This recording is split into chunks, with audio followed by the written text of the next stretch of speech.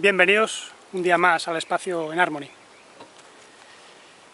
Hoy no es tan temprano como otros días, son las 10 de la mañana aproximadamente, aunque el sol ya ha comenzado a elevarse y se nota un poco el ambiente más cálido. Pero bueno, se está bien, hace un poco de aire. Y hoy os voy a hablar de hackear la mente para localizar razonamientos falsos que se suelen utilizar mucho en espiritualidad hoy en día y en tiempos antiguos también, ¿no?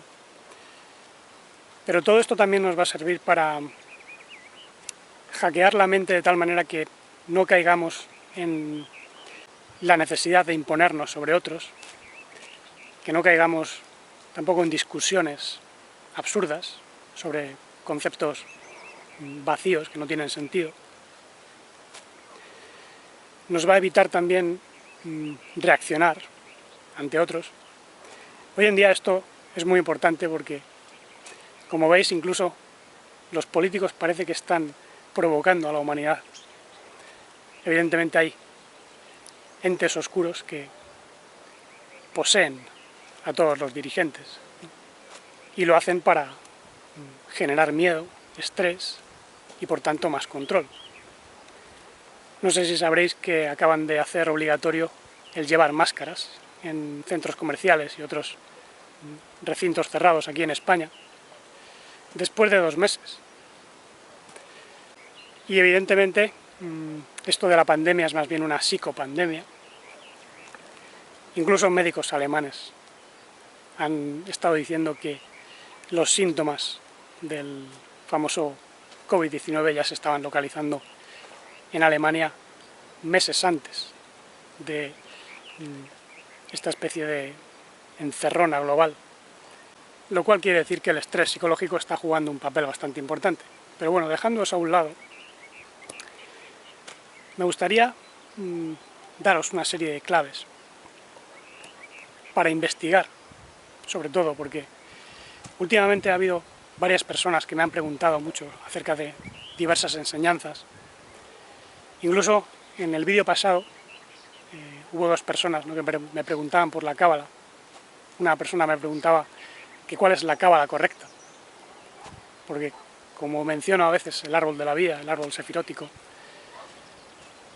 pues muchos se piensan que a lo mejor estoy enseñando cábala tradicional, pero yo voy más allá de todo eso, porque cuando el maestro Yeshua vino, él no enseñó del modo en que enseñan los judíos de manera tan intelectual.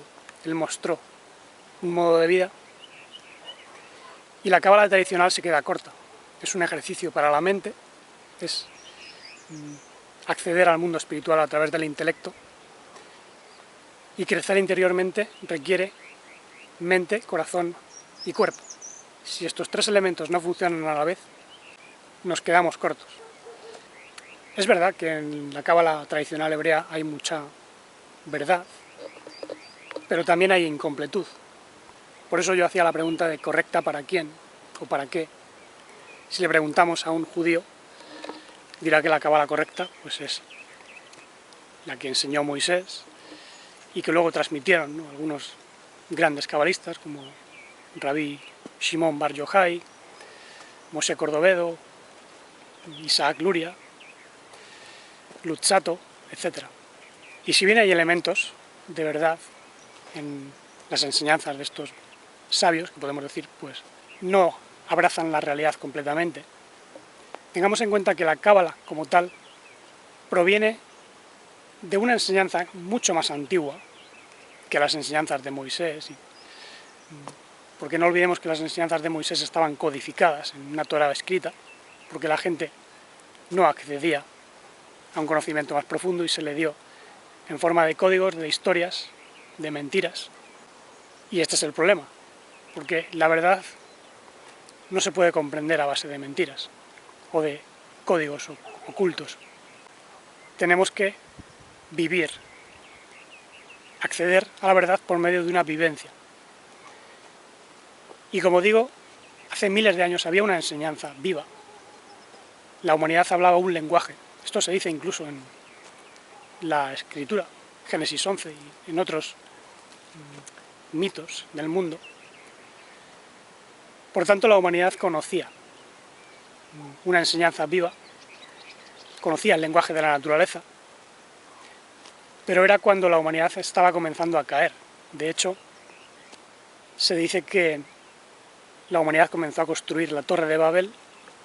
De hecho, fue un personaje mitológico el que se asocia a eso, que es Nimrod. Y Nimrod, como dicen algunas historias, no quería que la humanidad accediera a la verdadera sabiduría de luz, la robó, la mezcló con la mentira y así comenzó a dominar el mundo, ¿no? Esto es el origen de lo que podemos considerar como la religión del poder, que es la que sigue dominando hoy en día.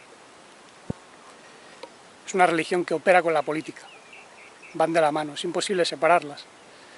Por eso hoy en día los tres grandes poderes son el militar, que está en Estados Unidos, su centro es el Pentágono, Washington, D.C. Luego está el poder económico, que está regido por la corona británica, y luego tenemos el poder religioso, que sigue estando en manos del Vaticano, porque la cultura donde estamos inmersos es judeo-neocristiana. No quiero decir cristiana porque lo que hoy se conoce como cristianismo no es el cristianismo que se conocía hace miles de años.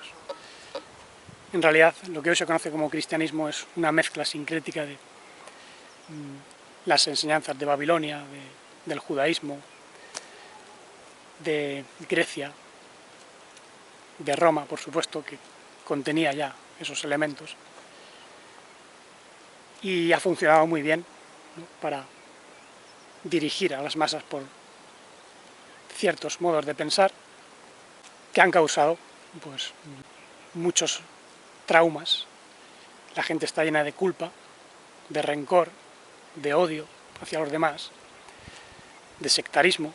Y esto no solo se da en la religión judeocristiana, también existe en otras religiones. Y por eso hay que identificar ciertos razonamientos falsos. Por ejemplo, el dogmatismo. Todo el mundo que está imbuido en una religión, por norma general quiere que la suya sea la correcta, sea la mejor. Incluso la gente que busca una espiritualidad completa, de ahí quizá viene la pregunta, ¿no?, ¿cuál es la cábala correcta? Eso quiere decir que hay otras incorrectas, pero claro, depende de para qué. Y a mi modo de ver esto es porque las personas que buscan la verdad de algún modo tienen nostalgia de lo absoluto y nostalgia de la verdad completa que una vez existió en la Tierra, pero que se ocultó con la mentira. De hecho, mi búsqueda espiritual, por ejemplo, comenzó interesándome por la enseñanza global. De hecho, hubo un libro que a mí me encantó, que se llama Fragmentos de una enseñanza desconocida, de Piotr Demianovich Uspensky. Y era una enseñanza que se basaba en las vibraciones, la música objetiva de la realidad, y que se halla presente en muchas sabidurías del mundo. Al principio era el verbo, se dice en el Evangelio de Juan, porque todo es vibración, y esa vibración nos habla. La realidad es un logos, es un lenguaje vibratorio que se comunica por medio de la resonancia. Y eso evidentemente está presente en todas las grandes enseñanzas espirituales, religiosas, filosóficas de la Tierra. Todas tienen elementos de verdad, pero eso tampoco nos da el derecho de mezclar todo con todo, como se hace en el sincretismo. Sin es prefijo que indica conjunto y cretismo viene de crasis, que es mezcla. Y eso lo vemos en religiones con las cuales se domina a la gente precisamente porque contienen elementos de verdad mezclados con elementos de mentira. Entonces la gente se confunde, se cree que está siguiendo la verdad de la vida cuando por detrás le están pinchando con la verdad de la muerte. Por ejemplo, cuando se habla de sacrificios, e incluso de comerse el cuerpo de un dios, ¿no? Algo que venía ya del antiguo Egipto, donde las personas se comían la forma sagrada de Osiris. Esto no tiene nada que ver con la verdad de luz, donde lo que comemos son impresiones vitales, la vida que nos alimenta y que hace crecer el alma. Esa es la verdadera alimentación espiritual. La respiración es otra alimentación.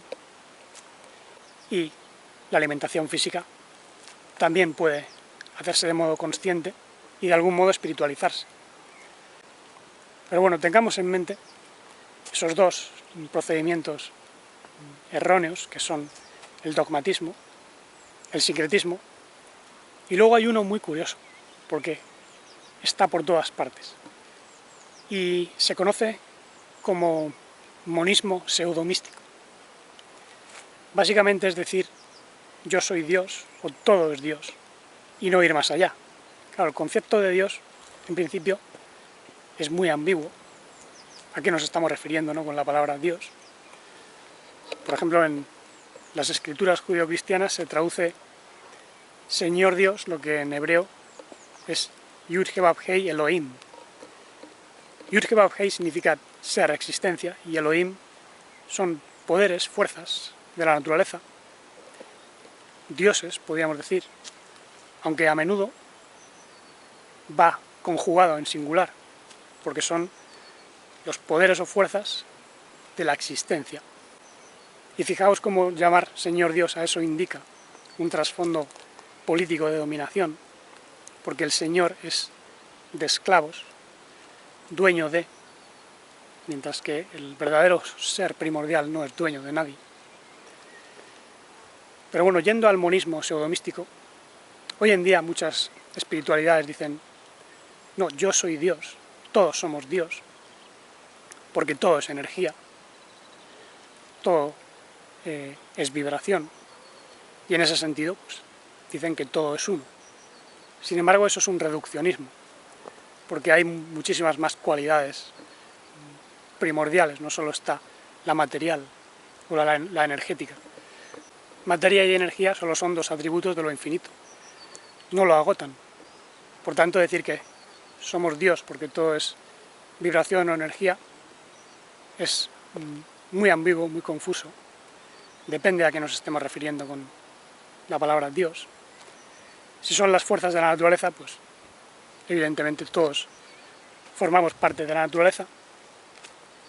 E incluso se llegó a decir, ¿no? Vosotros sois Elohim, vosotros sois dioses. No está escrito en vuestra Torá, vosotros sois dioses. Y a mí me acusáis porque digo que soy el Hijo del Bendito. Eso es lo que dijo el Maestro, Yeshua. Y según otro pasaje, también manifestó, Padre, guárdalos en tu nombre, en tu resonancia, en tu verbo, para que ellos sean uno, como tú y yo somos uno. El Padre y yo somos uno. Entonces, ¿a qué se estaba refiriendo ahí? Se estaba refiriendo a la unicidad de todo con todo, en torno a la unidad. En hebreo unidad es yehid, la cual se multiplica, y así se hace muchos todos. Es una unidad plena que se multiplica en completudes, y eso es lo que se conoce como ejad, unicidad. En ese sentido, no es que seamos uno de uno solo, o de una sola substancia, o una sola energía, sino que somos la manifestación de un solo ser con todos sus atributos, en el caso de que nos manifestemos como tales. Normalmente, pues, solo manifestamos algunos de los atributos, no todos, Y parece bastante claro que en la enseñanza primordial se hablaba de 13 atributos. De hecho, el 13 está incluso en el lenguaje antiguo.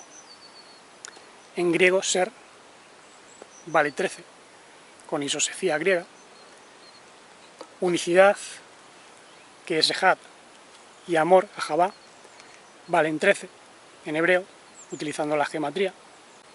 13 más 13 da 26, que es la gematría del Yud Vav Hei. En fin, eso se puede expresar con el lenguaje, pero hay que ir más allá. Al final os daré un ejemplo de cómo esos 13 atributos nos pueden ayudar a comprender la mente y a salir de ciertos conceptos erróneos. Pero tengamos en cuenta que el monismo pseudomístico lo reduce todo siempre a una sola sustancia, a un individuo cósmico, si lo queréis, cuando en realidad el ser no es que sea uno solo, sino es una totalidad orgánica, con un dinamismo. Y ese dinamismo está hablando, está apuntando a su fuente, con sus atributos. Lo que sucede es que en esta existencia caída, pues no se expresan todos los atributos, porque no hay amor pleno. Hay depredadores. Los depredadores no muestran amor hacia sus presas. El ser humano no muestra amor hacia sus congéneres por norma general. Es bastante destructivo. Y eso es porque tiene un veneno dentro. Y hay algunas visiones de Oriente y Occidente que tienen en cuenta algunas de las cosas que estoy diciendo, pero al final caen en algún tipo de monismo pseudomístico. Y lo hacen para superar lo que se llama el monismo abstracto, que es el que se da sobre todo en la religión, cuando se considera a Dios como un ente por encima de las criaturas que ha creado. Esta es otra idea muy presente, incluso en espiritualidades, ¿no? La idea de Dios creador. El bendito, el absoluto, no ha creado nada, y esto ya se conocía antiguamente. De hecho, incluso aquí en Europa hubo un místico irlandés llamado Scoto Eriúgena, y él escribió un tratado llamado Sobre la división de la naturaleza, donde decía que lo divino se divide como en 4 aspectos.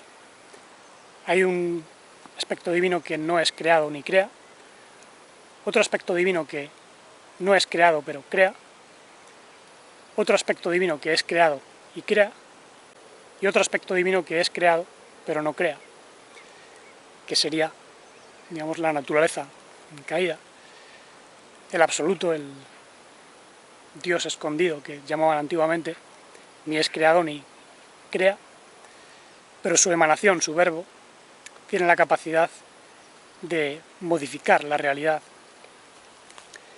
En ese sentido, se puede decir que crea. Por eso se llegó a decir que por la palabra divina fueron hechos los cielos y por el aliento de su boca las huestes, los seres divinos de diferentes especies. Y fueron algunos de esos seres los que se desconectaron. Eran de naturaleza serpentina. De ahí derivaron luego los seres draconianos y reptilianos, que establecieron su propia realidad, el árbol del conocimiento de lo bueno y de lo malo, donde ya hay división, bien y mal, correcto e incorrecto, macho y hembra, dentro y fuera, sujeto y objeto. La realidad se comenzó a dividir en opuestos, y unas especies comenzaron a dominar sobre otras. Aquí es donde surge el Señor, y donde surge también lo que podemos propiamente decir Dios, ya sea el falso Dios, como el demiurgo, que es el que construye la falsa realidad, como el Dios protector, que es, digamos, el agente inmunitario del cosmos, que son una serie de entidades que protegen la vida y que se conocían antiguamente como el perro guardián. A muchos de esos seres son a los que adoran la gente religiosa cuando reza, pero claro, es idolatría, es como adorar pues, a los animales o al sistema inmune del cuerpo. No adoran al verdadero ser primordial. Y este tipo de cuestiones no se suelen tener en cuenta en muchas visiones espirituales que pretenden ser holísticas, que pretenden explicarlo todo. Por ejemplo, hoy en día hay una muy famosa, que es un curso de milagros, es bastante popular, y trata de reconciliar la filosofía cristiana con visiones no dualistas de Oriente, y utiliza también conceptos de la psicología junguiana, sobre todo el concepto del ego, como origen del conflicto, ¿no? Del sentido de culpa, de juicio negativo, la sombra.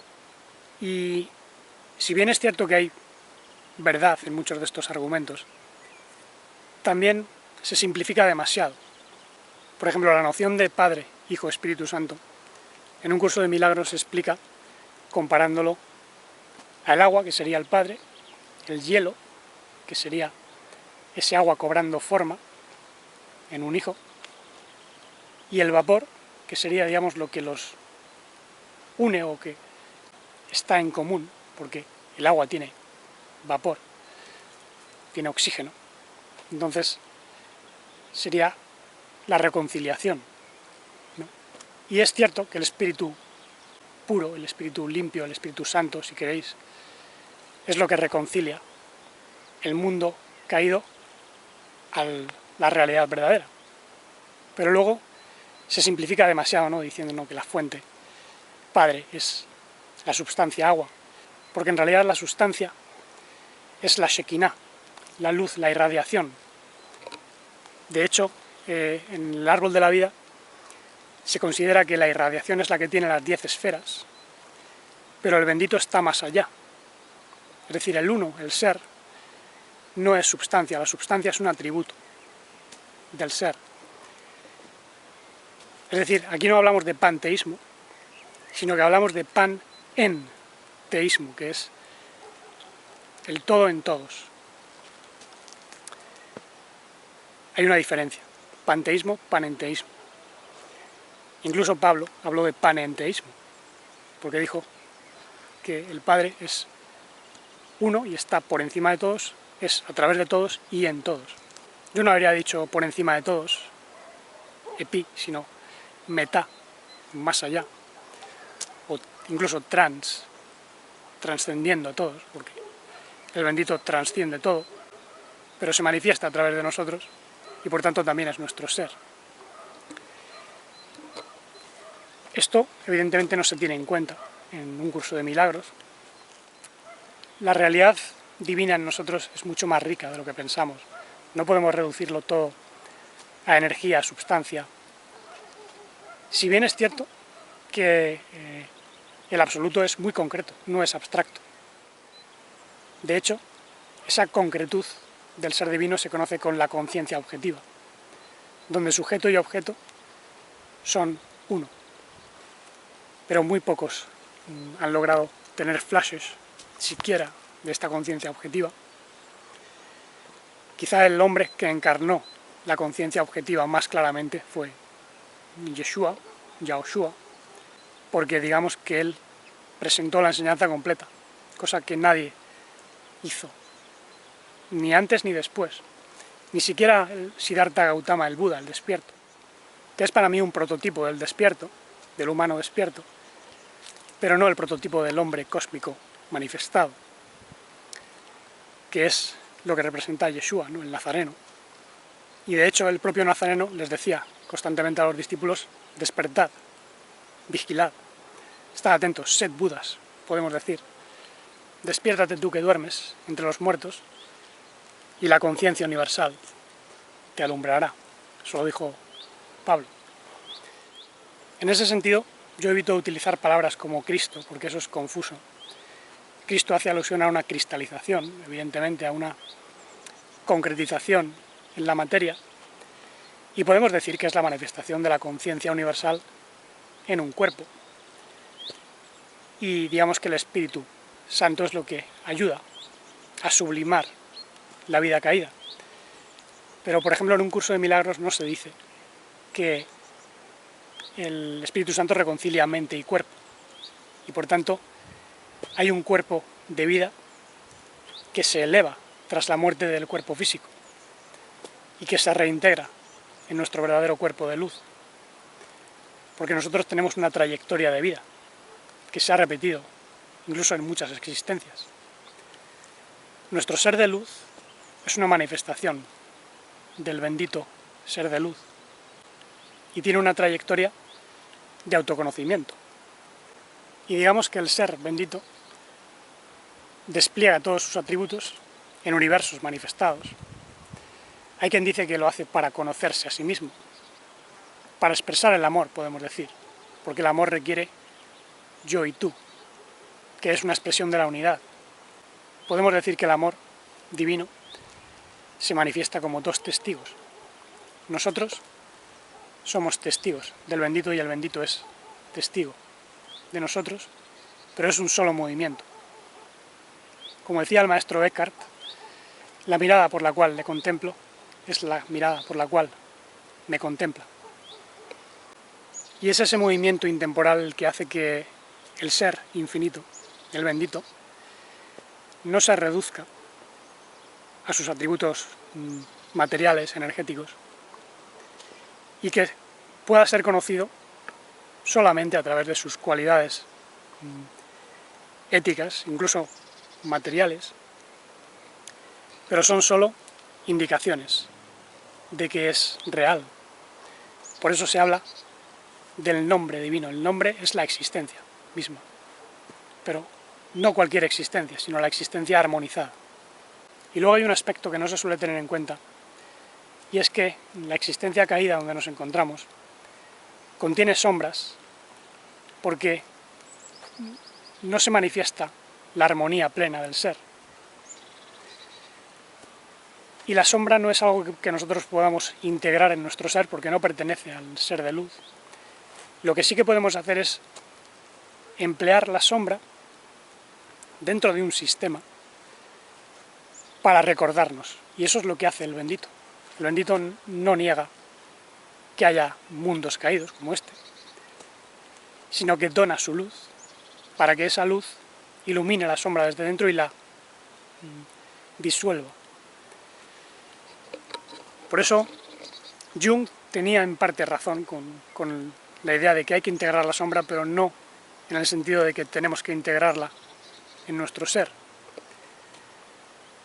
Cuando nosotros vemos nuestra sombra proyectada en una persona, por ejemplo, si nos hacemos plenamente conscientes, la sombra desaparece.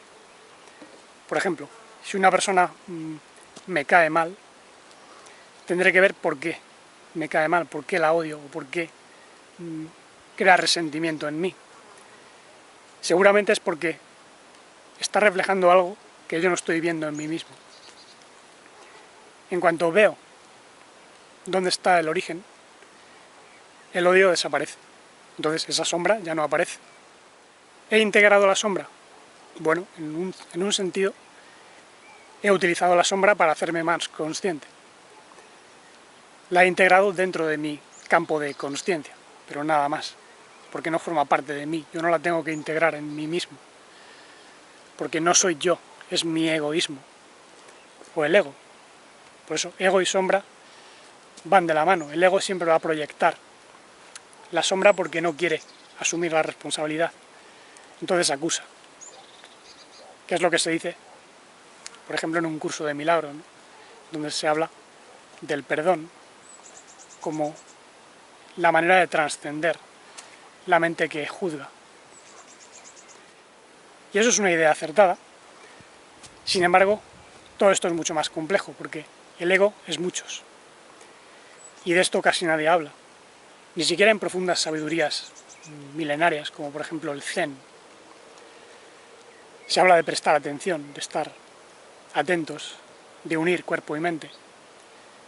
Pero claro, el ser humano tiene varias personalidades dentro de sí. Incluso puede haber varias personalidades que estén despertando.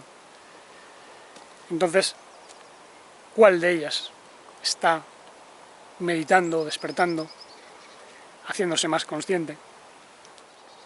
Evidentemente solo una personalidad auténtica dentro de nosotros puede reflejar la unidad primigenia. Pero normalmente las filosofías orientales hablan de transpersonalismo. Dicen que el ser es transpersonal, lo cual no es enteramente cierto porque hay elementos personales, el crecimiento interior. El amor, como he dicho, implica un yo y un tú, por tanto ahí tiene que haber un cierto personalismo. La persona viene de personare, de la resonancia que antiguamente se producía en las máscaras que se ponían los actores. Eso era la persona, la máscara, pero eso es una noción de persona. Luego hay una noción de persona íntima, de inteligencia interior, que es una noción más acorde a lo que es la personalidad divina en nosotros. Evidentemente esto no tiene nada que ver con la personalidad jurídica. A las personas normalmente se las considera sujetos de leyes políticos sociales que nada tienen que ver normalmente con la conciencia divina, que es la conciencia de nuestra verdadera personalidad divina. Y con esa conciencia podemos conocer los atributos de nuestro verdadero ser. Y aquí es donde entra el valor del esquema sefirótico, que procede de tiempos muy antiguos. Evidentemente está en la cábala judía, pero la cábala judía lo heredó de enseñanzas más antiguas. Y como digo, el árbol sefirótico completo tiene 13 esferas, no solo tiene 10. Esto es algo que estamos indicando muy pocas personas. Pedro Ortiz en su canal lo está señalando bastante. Y tiene más sentido, porque como he dicho, amor, unicidad, en hebreo vale 13, ser, en griego vale 13, y cuando ahondamos pues vemos que son 13 esferas. La primera es ese yo soy infinito que mora en el centro de cada uno de nosotros, y de ahí emana pues lo que se conoce como el Adán primordial, la idea de lo que debe ser la humanidad, que es la expresión total de todos los atributos, cualidades divinas.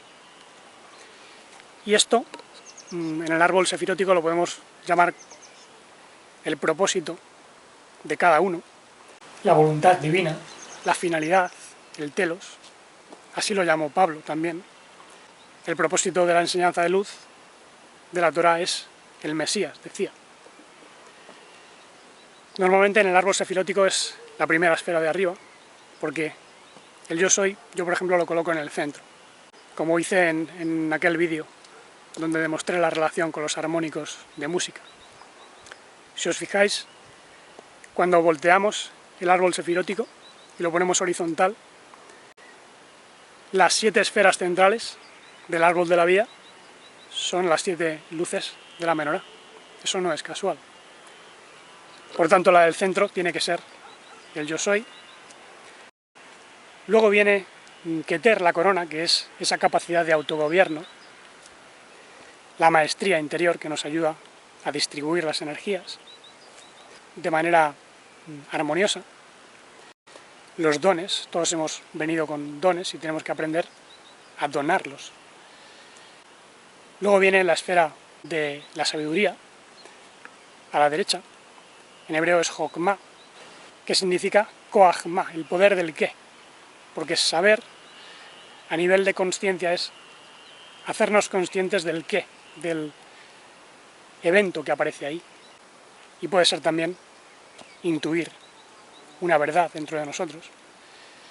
Pero necesita del lado izquierdo, que es la comprensión, Binah, que ya implica los opuestos, comprender la interrelación de los elementos. Luego, cuando se unen las dos, tenemos Da'at Elión, que es la conciencia objetiva, la conciencia elevada. la conciencia universal que nos hace conocernos estando integrados en el dinamismo divino. Luego tenemos a la derecha la esfera de Gesed, la misericordia, donde se incluye pues al perdón, y es necesario, evidentemente, tenemos que ser misericordiosos, pero tampoco demasiado. Hay ciertas cosas con las que no tenemos que ser misericordios. Con ciertos vicios no podemos ser indulgentes. Por eso necesitamos la justa medida, que es lo que indica el lado izquierdo, aunque digamos que eso solo se da en el mundo caído, donde hay que hacer ciertas restricciones. Porque en la columna central, si os dais cuenta, no hay ni derecha ni izquierda. Está todo perfectamente reconciliado. Pero digamos que integra un comportamiento donde no hay excesos. Y la esfera izquierda es Geburah, el poder, que también se conoce como Din, juicio, podemos decir justa medida. Y cuando se une esa justa medida a la misericordia, pues tenemos la reconciliación en Tiferet, que es una armonía, una proporcionalidad, donde todos los elementos están en su lugar y hay belleza, Tiferet. En esa belleza ya no hay sombra, por tanto no estamos integrando ninguna sombra en la armonía. La sombra, digamos, que nos debe hacer recordar que nosotros no somos eso y que tenemos que volver. Esa es la única manera de recordar la sombra, dándonos cuenta de que no somos eso, de que no somos odio, no somos oscuridad, no somos fealdad. Internamente somos seres de luz, llenos de belleza, y tenemos una fuerza interior que nos eleva y nos hace tener éxito. Y esa es precisamente la esfera de Netzach, la victoria, que es también armonía emocional. Sin esa fuerza emocional no podemos realmente superar la pereza, las vicisitudes mecánicas, la inercia de la existencia. Y en el lado izquierdo tenemos Od, que se suele traducir como esplendor, podemos decir consciencia estructural, porque es, digamos, la luz estructurada, el aspecto externo de la luz, y cuando se unen las dos en la columna central, tenemos nuevamente otra esfera de reconciliación que es Yesod, y es el dinamismo, el crecimiento. No es la reproducción sexual, como se suele decir en la Cábala. El dinamismo, el crecimiento nos lleva a una plenitud en la esfera de Malkut, finalmente, que se suele traducir como reino, pero en realidad es un fundamento donde hay una variedad de vida. Por eso podemos llamarlo también holarquía, es un conjunto de todos, de holones. Holón es un término que acuñó Arthur Koestler y que viene muy bien para explicar esto. No hay monarquía, sino holarquía, en el verdadero conjunto de seres divinos. Y bueno, por hoy vamos a dejarlo. Muchas gracias por escuchar. Si os ha gustado y os ha sido de inspiración, dadle a me gusta. Haced comentarios y preguntas si lo deseáis. Y hasta el próximo día, muchas bendiciones de amor incondicional, vida no modificada, conciencia holística y universal, y serenidad dichosa e infinita.